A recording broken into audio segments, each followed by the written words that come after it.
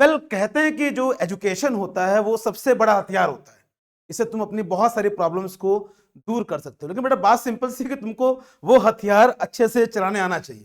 तो जैसे मैं कहूं कि बेटा इस समय जो है आपका एसएससी ने फेज 11 की वैकेंसी निकाली है, जिसमें कि बहुत सारे जो इंजीनियर्स डिप्लोमा होल्डर्स हैं और जो आपके बीटेक होल्डर्स हैं, बेटा वो एलिजिबल हैं कि नहीं है, उनके लिए उनको बेटा बहुत ज्यादा कंफ्यूजन हो रही है। तो बेटा वो क्या है, ज्ञान का अभाव है। तो बेटा बात यही है कि बेटा लोग तो बहुत कुछ जानते हैं, बट उसको एक जो हमको जानना चाहिए एक्चुअल में एज अ स्टूडेंट, वो नहीं जानते हैं। तो यार चिंता क्यों कर रहे हो, मैं आप ना बताने के लिए। तो देखो यार, एक क्वेश्चन उठता है माइंड में सबके कि सर अभी अभी जो फेज 11 की जो ये वैकेंसी निकली है, जिसमें कि डिप्लोमा और बीटेक दोनों ही एलिजिबल हैं। देखिए बेटा मैं एक भी यहाँ पे ऐड कर देता हूं, जो बच्चे बेटा बीटेक किए हुए हैं तो एसएससी या किसी भी सेंट्रल लेवल के एग्जाम का, जो एसएससी कोई भी जेई का एग्जाम निकालता है, उसमें बीटेक वाले अपने आप बाय डिफॉल्ट एलिजिबल होते हैं, और डिप्लोमा वाले तो होता ही है।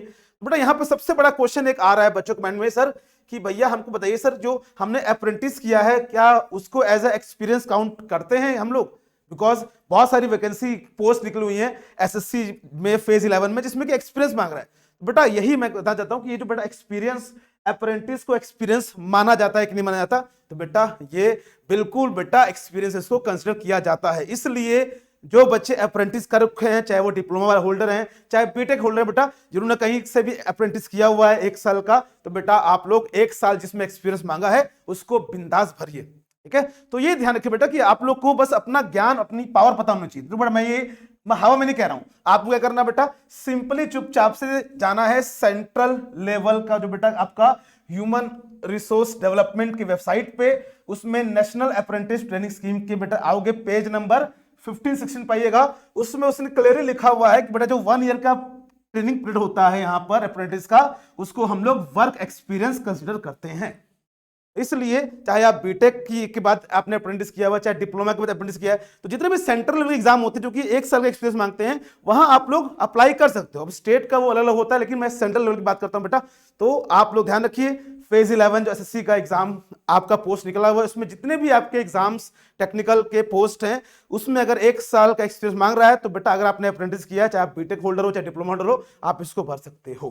दैट्स इट, एकदम सिंपल भाषा में।